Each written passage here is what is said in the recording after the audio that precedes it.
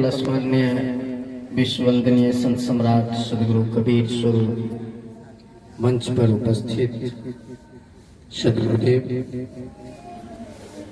सत्संग दरिया में डुबकी लगाने आए हुए सभी हंस स्वरूप माताओं, बहनों, बड़े बुजुर्ग, अभिभावकों, नन्हे मुन्ने बच्चों, आप सभी के चरण कमलों में हम शंभू के ओर से त्रिवार साहिब बंदगी, साहिब बंदगी, साहिब बंदगी। सजना, हम लोग जिस सत्संग कार्यक्रम में उपस्थित हुए हैं, यह वास्तव में तीर्थराज प्रयाग है, चलता फिरता तीर्थराज प्रयाग, जो प्रयाग में अभी महाकुंभ लगा हुआ है। और उस प्रयागराज में जो हम लोग अपने किए हुए कर्मों को, अर्थात किए हुए पाप कर्मों को धोने के लिए जाते हैं, जो गंगा मैया हमारी पाप कर्मों को धो लेगी, वास्तव में हम भूल कर रहे हैं। ऐसा कुछ नहीं है। अगर गंगा मैया पाप को धो लेती, पाप दूर हो जाती हमसे, तो निश्चित रूप से बड़े बड़े पापी इस धरती पर बैठे हैं, पड़े हैं, अपना अत्याचार कर रहे हैं, तो उनका पाप धुल जाता। ऐसा नहीं है। अभी हम लोग सत्संग में जो चर्चा करने के लिए आए हैं, इसकी महत्ता को हम लोग नहीं जानते हैं। और वास्तव में यह बात नहीं है कि सत्संग की महिमा को या सत्संग की महत्ता को हम लोग नहीं जानते हैं। हम अपने आप की महत्ता को नहीं जानते हैं। हम कौन हैं, यह हम नहीं समझ पा रहे हैं। इसीलिए यह सारी भूल हो रही है, जो हम अपने आप को सदुपयोग नहीं कर पा रहे हैं अपने जीवन को। उसका मूल कारण यह है, हम अपने आप को नहीं पहचान रहे हैं। जैसे विद्यार्थी के जीवन में हम लोग कॉपी कलम देते हैं, तो विद्यार्थी को यह एहसास होता है कि हम विद्यार्थी हैं और हमारा कर्म और धर्म बस यही है, पढ़ना, कुछ कुछ घर में कार्यक्रम करना, अपना जो जीवन उपयोगी कार्य है उसको भी करना, बाद बाकी पढ़ाई करना हमारा कर्तव्य, कर्म, धर्म सब कुछ है। तो विद्यार्थी अपना उस कार्य में लगे रहते हैं। और जिस विद्यार्थी को यह नहीं पता होता है जो हम विद्यार्थी हैं और हमारा कर्तव्य, कर्म और धर्म पढ़ाई करना है, तो उसके अलावे भी वह विद्यार्थी यत्र तत्र अन्यत्र बहुत सारे कार्यक्रम करते रहते हैं।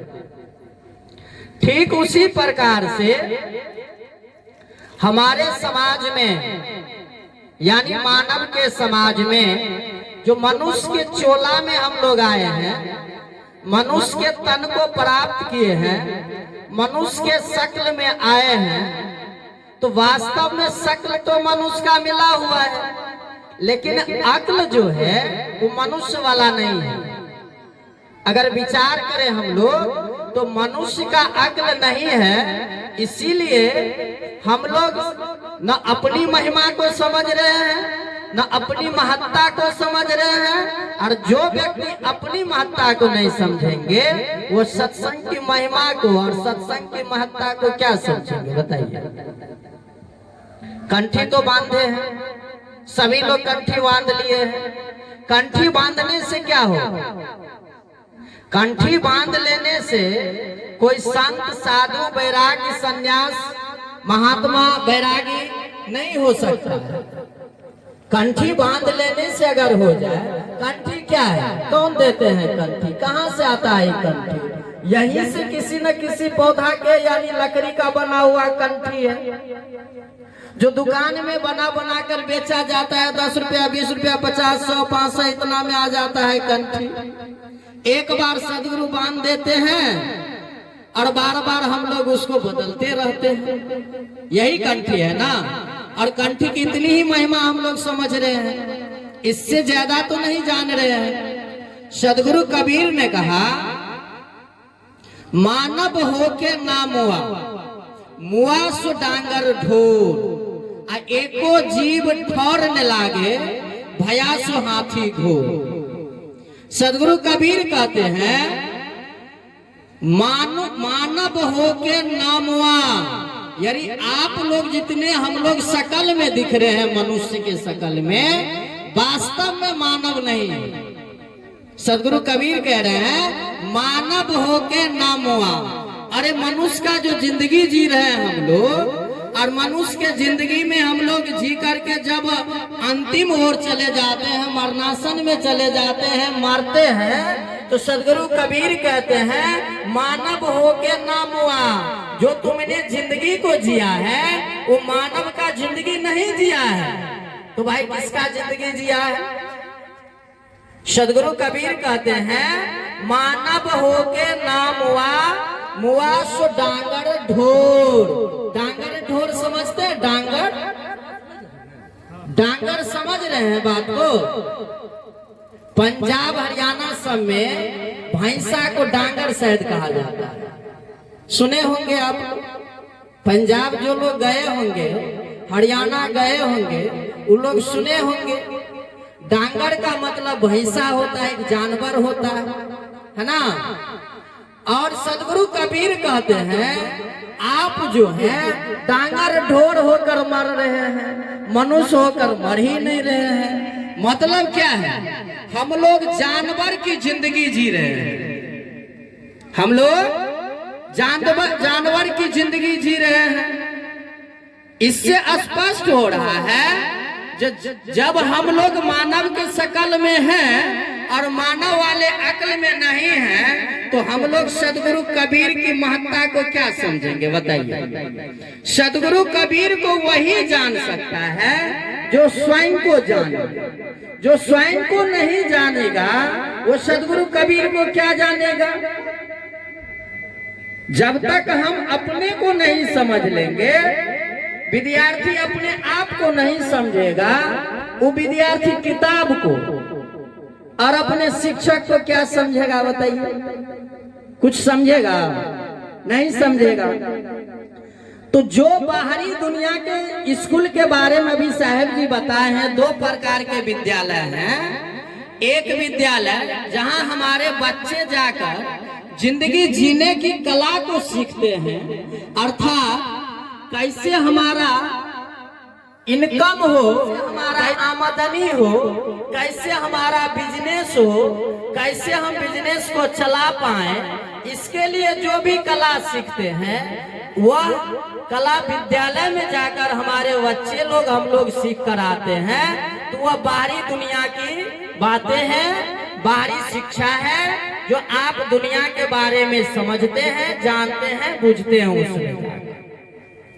लेकिन इस बाहरी दुनिया में जितना देख रहे हैं उतना ही आपके आंतरिक दुनिया में भी है। और आंतरिक दुनिया को पढ़ने के लिए आपको इस सत्संग में आना जरूरी है। और सत्संग में जब आप आइएगा तो सत्संग में आने के बाद क्या होगा? हमारे सदगुरु बैठे हैं, आपको अंतर यात्रा बताएंगे। जो बाहर जितनी यात्रा किए हैं इससे कल्याण होने वाला नहीं है। आप आइए और अपनी अंतर यात्रा करिए। जो अंतर की यात्रा यानी अंदर में क्या क्या है, ये जो शरीर देख रहे हैं ना, यही हम नहीं है। शरीर जो दिखने में आ रहा है वो हम नहीं है। तो हम कौन है? मैं कौन हूँ? ये जो शरीर दिख रहे हैं आप लोगों को यही विश्वास होता होगा हम वही है। वास्तव में हम वो नहीं है। वही आपको जानना है हम कौन है। और जब आप इस बात को समझ लेंगे हम कौन है, तो निश्चित रूप से आपको इस तीन लोक से यानी आवागमन से मुक्ति मिल जाएगी। अन्यथा इस दुनिया में आप या आपके बच्चे आपके नाम पर गया पिंड से नहीं, दुनिया के किसी भी तीर्थ में जाकर पिंड दान कर दे, आपकी मुक्ति होने वाली नहीं है। आपकी मुक्ति तब संभव होगी जब आप अपने आत्मज्ञान को समझ लेंगे। अगर आप अपने आत्मज्ञान को नहीं समझ पाते हैं, अपने आत्म के रहस्य को नहीं समझ पाते हैं, तो आपके कल्याण होना संभव नहीं है। इसीलिए आप लोग पढ़े होइएगा, थोड़ा इधर ध्यान दीजिएगा। आप लोग पढ़े होइएगा, 5वीं क्लास में या 6ठी क्लास में हिंदी के एक कहानी, हिंदी किताब में एक कहानी है नचिकेता का। नचिकेता के कहानी में उनके पिताजी जब उसे मृत्यु दंड दे देते हैं, तब वह यमराज के दरबार पहुंचते हैं, और यमराज जब आश्चर्यचकित होते हैं, तो तुमको जब हमने नहीं बुलाया तो तुम कैसे चले आए। तो जब वार्तालाप होती है तो उस समय नचिकेता उनसे कुछ पूछना चाह रहे होते हैं, जो आत्मा के रहस्य के बारे में, आत्मा के ज्ञान के बारे में। तो यमराज कहते दुनिया के सारे वैभव तुम हमसे मांग लो, परंतु आत्मा के रहस्य के बारे में मत पूछो। लेकिन नचिकेता दुनिया के किसी भी ऐश्वर्य को प्राप्त करने की इच्छा व्यक्त नहीं करते हैं, सिर्फ वह जानना चाहते हैं आत्मा के रहस्य के बारे में। तो आत्मा के रहस्य को जिन्होंने जान लिया, उसी का कल्याण हो सकता है, और जो आत्मा के रहस्य को नहीं जान पाएगा, उसे कल्याण होना नामुमकिन है, नामुमकिन। इसीलिए सभी पुराणों में जो उत्तम पुराण है, महत्वपूर्ण पुराण है, वह गरुड़ पुराण है। और गरुड़ जी जब भगवान विष्णु से पूछते हैं जो कल्याण किसका होगा, तो स्पष्ट गरुड़ पुराण में लिखा हुआ है, जो आत्मज्ञानी, जो अपने आत्मज्ञान से अपनी मुक्ति करते हैं, अपने आप को मोक्ष प्राप्त करते हैं, आत्मज्ञानी अपने पूर्वजों के या अपने पुत्रों के पिंड दान की इच्छा नहीं रखते हैं, वह अपने आत्मज्ञान से अपना उद्धार कर लेते हैं। तो जब सभी जगह, सभी शास्त्रों में, पुराणों में सभी जगह यह लिखा हुआ है, जो सत्संग के माध्यम से, अर्थात आत्मज्ञान कैसे प्राप्त होगा, यानी आत्मज्ञान कैसे प्राप्त होगा, तो उसी गरुड़ पुराण में लिखा गया है, आत्मज्ञान उसे प्राप्त होगा जिसके अंदर में दो आंख है। ये आंख जो दिख रहा है, यह बाहरी वस्तु को दिखने के लिए यह आंख है, लेकिन ज्ञान प्राप्त करने के लिए 2 प्रकार की जो आंखें हैं, वो है एक सत्संग और एक विवेक। जिसके पास सत्संग और विवेक रूपी आंख है, वही ज्ञान को प्राप्त कर सकते हैं, वही ज्ञान प्राप्त करके अपनी मोक्ष दशा को प्राप्त कर सकते हैं, अन्यथा कोई नहीं कर सकते। इसीलिए साहेब जी ने कहा, जो प्रत्येक सप्ताह, आज ही के दिन साहेब जी ना, अर्थात रविवार को प्रत्येक सप्ताह यहाँ पर कार्यक्रम करके आप लोग सत्संग की महिमा को जानिए और समाज को भी जनाइए, क्योंकि हम लोग भक्ति करण और करावनन की नीति पर चलते हैं, और जब तक हम लोग भक्ति करेंगे नहीं तो करा भी नहीं सकते हैं। इसीलिए आप लोग से हम विशेष आग्रह यह करेंगे कि आप लोग जिस सत्संग कार्यक्रम में आए हैं, बहुत सौभाग्य की बात है जो आप लोग सत्संग कार्यक्रम में आए हैं, और आप लोगों के बीच हमें भी कुछ सेवा करने का मौका मिला है। अपने आप को हम भी धन्य समझते हैं, बड़ा सौभाग्यशाली समझते हैं। लेकिन हम आपसे एक विनम्र प्रार्थना यह कर रहे हैं कि इस सत्संग कार्यक्रम में जितने लोग उपस्थित हुए हैं, साहेब जी सत्संग में बात नहीं कीजिए, है ना। सत्संग में अगर आप बात कर लीजिएगा तो फिर इधर का कोर्स छूट जाएगा। जैसे आप अपने बच्चों को सिखाते हैं जो बाबू पढ़ने के लिए जाओ, लेकिन क्लास में किसी से बातें मत करना, क्योंकि जब तुम बच्चों से अपने सहपाठी से बात करने लगोगे ना, तब क्या होगा, शिक्षक की बातें जो है वो छूट जाएगी और तुम वहाँ समझ नहीं पाओगे। ठीक उसी प्रकार से जब हम सत्संग की गरिमा को तोड़ देंगे, सत्संग में आपस में वार्तालाप करेंगे, तो हम वक्ता की बात को समझ नहीं पाएंगे, और जब वक्ता की बात को नहीं समझ पाएंगे तब हमें वही सत्संग और विवेक करने में आपको ज्ञान प्राप्त नहीं हो पाएगा। इसीलिए आप सत्संग में आए हैं तो हम आपसे विनम्र निवेदन यह करते हैं कि जितने लोग आए हैं, आप अपने उम्र के हिसाब से अपने मन में विचार कीजिए कि हम ही लोग इसमें से 90% लोग रिटायर्ड एज में हैं, तो यह सत्संग रिटायर्ड एज वालों के लिए नहीं है ना। यह सत्संग सिर्फ है, लेकिन सिर्फ रिटायर्ड एज वालों के लिए नहीं है। जो ऐसे हैं जो अब हम दुनिया से सब काम से निवृत्त हो गए हैं, तो चलो अब सत्संग में आते हैं। अरे उम्र के हिसाब से न आपका दिमाग काम करेगा, न आपका शरीर काम करेगा, न आप अधिक कुछ सोच सकते हैं, न विचार सकते हैं, न कर सकते हैं। इसीलिए आप अपने बच्चों को सत्संग में लाएं। जब युवा पीढ़ी में लोग आएंगे सत्संग में, तो वही वृद्धावस्था जाते जाते अपने आप को परिपक्व बना लेंगे, तब जाकर उसको उतनी परेशानी नहीं होगी। जैसे एक गांव के बच्चों को अगर आप शहर में जाकर उसको पीसीएस की तैयारी कराने के लिए भेज दीजिए, जो एसडीएम बन के आ जाए बेटा, क्या होगा उसका हाल बताइए। गांव घर के बच्चे जो कम पढ़े लिखे हैं, बहुत ज्यादा नहीं जान रहे हैं, और जब उनको हम डायरेक्ट यहाँ से भेज दें मुखर्जी नगर दिल्ली, जो जाओ बेटा दृष्टि आईएएस ज्वाइन कर लेना, और विकास देवकीर्ति जी बड़े अच्छे से पढ़ाएंगे, और जब तुम पढ़ करके वहाँ आओगे तो आईएएस बन जाना संभव है? संभव है उसके लिए आईएएस बनना? संभव नहीं होगा, बड़ी कठिनाई की सामना करनी पड़ेगी। लेकिन हम लोग जो सत्संग में आ रहे हैं, अपने बच्चों को नहीं ला रहे हैं, युवा पीढ़ी को नहीं ला रहे हैं। क्यों नहीं ला रहे हैं? और न युवा पीढ़ी आना चाह रहा है, क्यों नहीं आना चाह रहा है? कभी विचार किए हम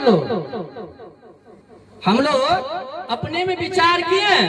जो सत्संग में हम लोग आ रहे हैं, उस सत्संग में हमारे युवा पीढ़ी क्यों नहीं आ रहे हैं, हमारे बच्चे क्यों नहीं आ रहे हैं, और हम उसको ला क्यों नहीं रहे हैं? ये सबसे बड़ी बात है जो इस पर हम लोगों को विचार करना पड़ेगा।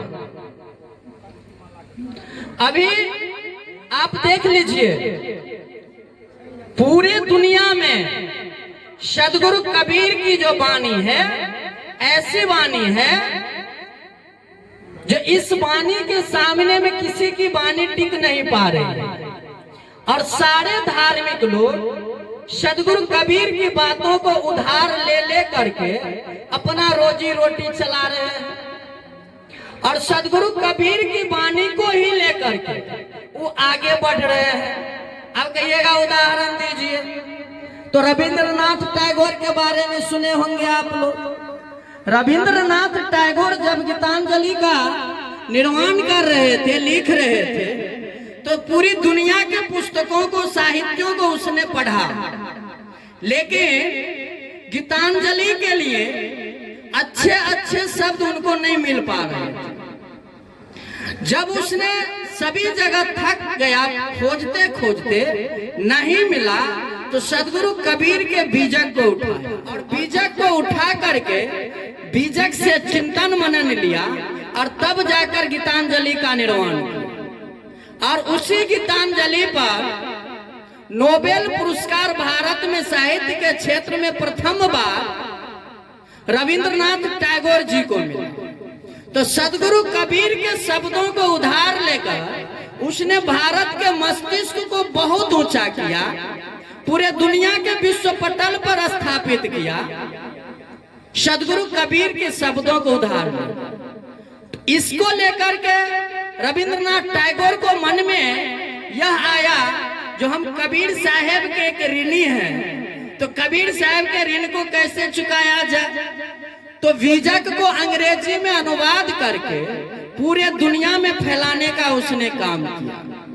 तो भारत के मस्तिष्क को ऊंचा करने वाले रविंद्रनाथ टैगोर हमारे सदगुरु कबीर के मूल्य ग्रंथ बीजक से इतने प्रभावित हुए। वर्तमान में अभी एक मुखर्जी नगर में आईएएस दृष्टि इंस्टीट्यूशन चल रहा है।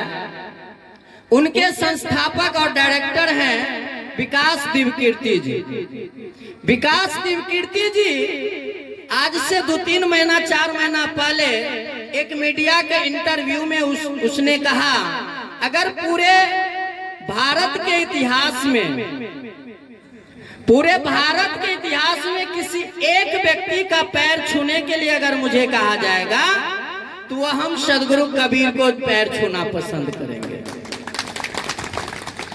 यानी से वो ब्राह्मण है, हरियाणा में उनका जन्म हुआ है, जाति से वो ब्राह्मण है, लेकिन सदगुरु कबीर के वाणी में वो इतने प्रभावित हो गए जो पूरे दुनिया के इतिहासकारों में सबसे नंबर 1 पर सदगुरु कबीर को रखते हैं। और सदगुरु कबीर के अनुयायी होकर हम लोग गिदर की भांति इधर उधर मुंह छिपाए फिर रहे होते हैं तो दुख होता है। कंठी बांधे हैं किसका, किसके नाम का। एक लड़की, अभी शादी विवाह का टाइम है, आप देखे होइएगा, एक लड़की अनजान लड़के के साथ जब एक परिणय सूत्र में बंधती है, अर्थात उसका एक मंगल सूत्र आता है, और एक अनजान लड़का जब उस लड़की को गले में मंगल सूत्र डालता है तो उस दिन से वह लड़की शपथ खाती है 7 फेरे लेकर, जो पूरे जिंदगी भर हम तुम्हें साथ देंगे, कभी तुम्हारा अपमान नहीं करेंगे, कभी तुम्हारी मर्यादा को नहीं गिराएंगे, हम तुम्हारी प्रतिष्ठा को ऊंचा और उठाएंगे। तो एक मंगल सूत्र से वह लड़की अपने जीवन को पूरे का पूरा उसके नाम कर देती है, उस अनजान लड़के का नाम। लेकिन हम लोग उस मंगल सूत्र से कहीं महत्वपूर्ण सूत्र में बंधे हैं, जो हमारे सदगुरु कंठी दिए हुए हैं। वह कंठी दुनिया के सभी वस्तुओं से महंगी वस्तु है, उसका कोई कीमत ही नहीं है, उसका कोई कीमत चुका ही नहीं सकता है।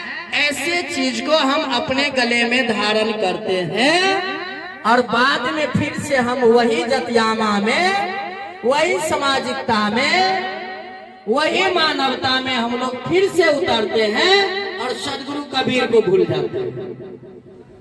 कितने लोग अपने कार्यक्रम में चलते फिरते उठते बैठते सदगुरु कबीर को याद करते हैं, बताइए कितने लोग हैं। कोई लोग ऐसे नहीं हैं जो स्वस्थ दशा में, समृद्ध दशा में किसी संत या सदगुरु का याद करें। जब बीमार पड़ जाते हैं तो ठीक होने के लिए, बीमारी से मुक्ति के लिए हम लोग क्या करते हैं, सदगुरु के शरण में आते हैं।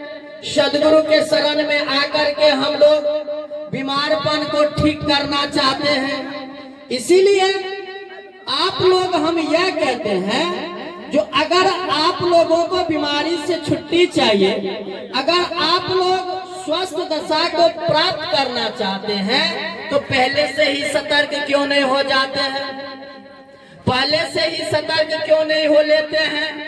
अगर हम लोग पहले से ही सतर्क हो जाएं तो निश्चित रूप से हमारा कल्याण संभव है। अगर हम लोग पहले से सतर्क नहीं हो पाते हैं तो हमारा कल्याण संभव नहीं है।